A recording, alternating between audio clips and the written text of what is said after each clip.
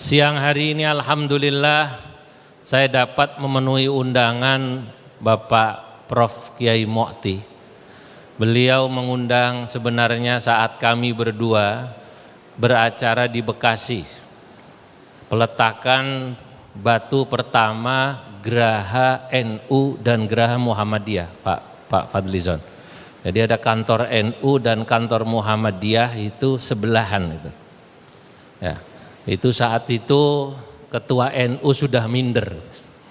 Moga-moga katanya kantor NU jadinya tidak lama sesudah Muhammadiyah. Karena biasanya NU itu kalau bangun-bangun agak lama, lebih dulu Muhammadiyah. Saya kemudian membesarkan hati ketua NU Bekasi, kata saya, NU itu adiknya Muhammadiyah. Muhammadiyah itu lahir lebih dulu 1912, NU 1926, beda 14 tahun. Sebagai adik jangan pernah mendahului kakaknya. Makanya NU tidak pernah mendahului kakaknya, Pak Fadlizon. Termasuk kalau puasa dan lebaran pasti Muhammadiyah dulu.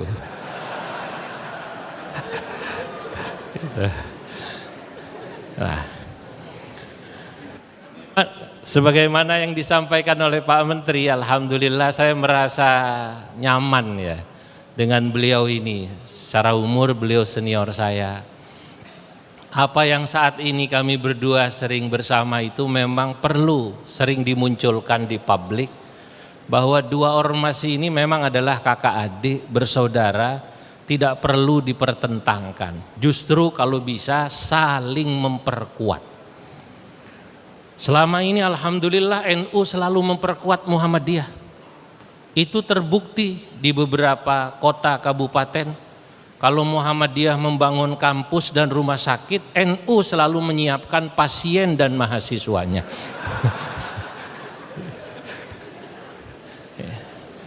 Tapi sebaliknya, kalau NU membangun pesantren, Muhammadiyah juga mengirim kader-kader santri Muhammadiyah di pesantren-pesantren NU. Termasuk saya punya santri dari Muhammadiyah, saya puji, itu belajar sorogan. Kalau dalam tradisi ilmu hadis menggunakan tariqatil qiraah, dia membaca, saya mendengarkan. Ini asli kader Muhammadiyah. Sekarang anggota majelis tarjih di Depok. Aslinya pakai shot, Pak.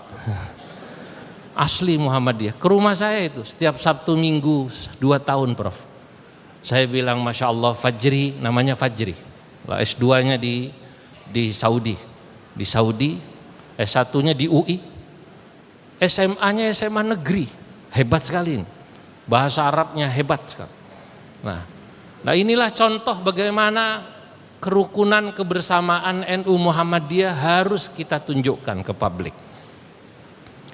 Karena memang pada dasarnya saling melengkapi. Saya mengajar di masjid-masjid Muhammadiyah itu lebih dari 20 tahun, Pak. Ada di Kemayoran itu ada masjid yang tanda tangan peresmiannya Profesor Dr. Amin Rais. Pak Amin. Saya ngajar itu. Saat itu saya diundang 20 tahun lalu oleh pengurus masjid yang rata-rata pengurus PP Muhammadiyah, pengurus PW Muhammadiyah Jakarta. Saya bertanya, loh, tidak salah mengundang saya ini, mengajar di masjid ini? Oh tidak, Kiai. Kita tahu kalau Kiai ini NU. Saya bilang, dari mana Anda tahu saya NU? Kelihatan dari sarungnya, Pak Kiai. Demi Allah itu, namanya Haji Sofyan, sudah wafat, orang Majenang, Cilacap. Oh, saya mau tanya, kenapa kok ini masjid Muhammadiyah, pengurusnya bahkan yang meresmikan Pak Amin Rais kok mengundang saya yang Kiai NU? Apa jawab beliau? Sengaja, Pak Kiai. Walaupun ini masjid Muhammadiyah, mayoritas jamaahnya Muhammadiyah, tapi tidak semua jamaah di sini Muhammadiyah. Lagi pula kami ingin mengundang Kiai NU agar memperkaya perspektif wawasan jamaah Muhammadiyah dan tahu NU dari kiainya langsung. Nah ini menarik ini. Barangkali nanti kalau ada orang yang hanya dengar NU dari Kiai Muhammadiyah, jangan-jangan NU itu ya disalahpahami. Karena sesungguhnya kemuskilan yang terjadi di muka bumi ini, kata Syamsuddin At-Tabrizi, gurunya Jalaluddin Rumi, seorang penyair terkenal yang menulis buku namanya Qawaidul Ishqil Arba'un, 40 kaidah cinta. Kenapa kita tidak bisa saling mencintai? Kenapa kita tidak bisa saling menyayangi? Kata Syamsuddin At-Tabrizi, gurunya siapa tadi? Jalaluddin Rumi, itu diantaranya min akhta lughawiyat, karena seringnya manusia itu salah faham kepada orang lain. Saya bisa pastikan orang NU yang tidak suka dengan Muhammadiyah itu pasti karena salah faham dengan Muhammadiyah. Saya bisa pastikan orang Muhammadiyah yang tidak suka dengan Nahdlatul Ulama itu min akhta lughawiyat, karena kesalahfahamannya pada NU. Kalau sering kumpul seperti ini, ngopi bareng, kalau bahasa anak mudanya, apa namanya? Kurang ngopi. Memang tadi saya makan siang belum ngopi Pak Menteri tadi. Baru selesai makan belum ngopi langsung diajak kemari. Nah, kalau sering ngopi gini indah Pak. Saya bilang pada Gus Ipul, Sekjen PBNU, saya bilang saya diundang Prof Mukti, acara Maulid Nabi di kementerian beliau di sini. Saya bilang mestinya saya ingin Gus Ipul selaku Menteri Sosial gantian hari besar Islam nanti mengundang kiai mubaligh dari Muhammadiyah. Untuk apa? Menghilangkan tadi kesalahpahaman min akhta lughawiyah.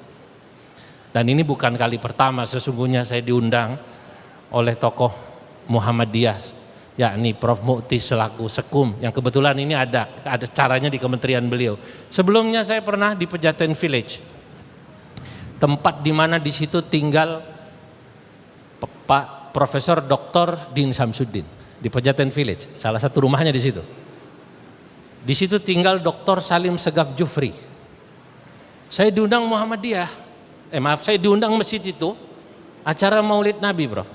Yang sambutan adalah Prof Din.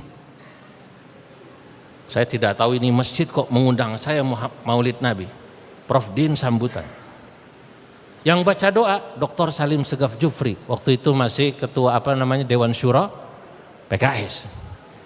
Tapi itu saya heran, ada hadrah baca maulid tadi yang dibaca oleh beliau itu abtadiul imla bismidzatil aliyah. Beliau hafal tadi itu ya. Sampai bab yang terakhir itu wa kana sallallahu alaihi wasallam syadidal haya'i wat tawadu. Nah itu ada. Saya mikir, ini tumben kata saya. Masjid Muhammadiyah kok ada baca maulidnya bro, pakai hadroh. Selesai main, sebelum Pak Din sambutan saya panggil remaja, mas ini remaja Muhammadiyah bukan kiai, saya NU di Bon di masjid ini. Tahu di Bon ya, tahu ya. Nah, saya yakin kalaupun di sini nanti ada yang main hadroh pasti bon-bonan itu bro.